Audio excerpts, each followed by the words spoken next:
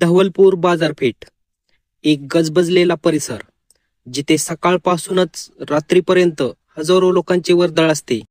पण 10 फेब्रुवारी 2025 या तारखेला या बाजारपेठेतून एक अशी बातमी बाहेर आली, जी ऐकून सगळ्या शहरात खळबळ माजली. प्रियंका देशमुख, वय 35, दिसायला आकर्षक, बोलण्यात गोड, पण तिच्या डोळ्यात सतत एक शोध चालू असायचा. तो होता प्रेमाचा, जो तिच्या संसारात हरवला होता. तिचा पती सततच्या वादामुळे तिच्याकडे दुर्लक्ष करत होता. हाच तो क्षण होता जेव्हा तिच्या आयुष्यात रोहन काळे नावाचा 22 वर्षाचा तरुण आला. रोहन तरुण, तडफदार, आयुष्याचा आनंद शोधत असलेला तरुण होता. त्याला जेव्हा प्रियंकाची ओळख झाली, त्याला कल्पनाही नव्हती की ओळख त्याच्या आयुष्याचा वेगळाच वळणावर घेऊन जाईल. ओळख सोशल मीडियावर झाली. सुरुवातीला गप्पा, मग नंबर एक्सचेंज आणि 2-3 दिवसात गोड गोड संभाषण. प्रियंकाचा आवाज, तिचं बोलणं रोहनला जणू नवं जग दाखवत होतं. आणि मग आली ती दिवसाची ठरलेली भेट. 10 फेब्रुवारी. तू भेटशील ना मला, असा साधा पण त्यामागे कितीतरी वेदनांचा आणि उत्साहाचा सूर असलेला मेसेज प्रियंकाने पाठवला. रोहन तयार झाला. त्यांनी स्टार लॉज एकता चौकात भेटायचं ठरवलं. दुपारी 2 वाजता दोघं लॉजमध्ये पोचले. प्रियंकाने महागडी रूम बुक केली. ते काय झालं हे फक्त ते दोघेच जाणत होते. ते दिवस रोहनच्या आयुष्यातील सगळ्यात वेगळा होता. दोघेही लॉजवरती पोचले. प्रियंकाच्या प्रेमळ स्पर्शात तो हरवून गेला. एकदा नाही, दोनदा नाही, 7 ते 8 वेळा ते संबंधात गुंतले. प्रत्येक क्षणात प्रियंका अधिकच आग्रही दिसत होती. तिच्या नजरेत एक विचित्र उत्सुकता होती, जणू ती काहीतरी लपवत होती. संध्याकाळ झाली, रात्री झाली. त्यांनी तिथेच रात्र घालवायचं ठरवलं. पण मग आली ती रात्र, कधीच न विसरता येणारी. रात्री 12 वाजता अचानक रोहनला अंगात कुमकुतपणा जाणवला. सुरुवातीला त्याने दुर्लक्ष केलं, पण हळूहळू त्याचा श्वासोच्छवास अडकू लागला. डोकं फिरू लागलं. पाय गार पडले.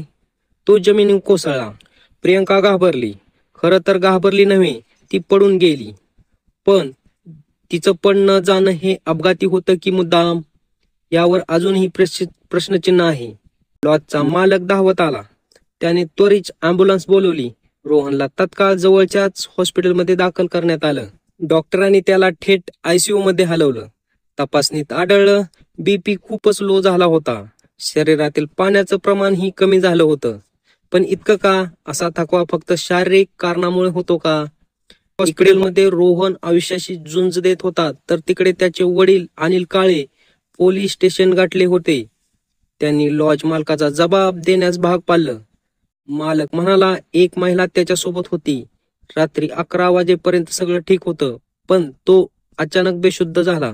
अनिल यांनी त्या क्षणी प्रियंका देशमुख यांच्यावर गुन्हा दाखल केला.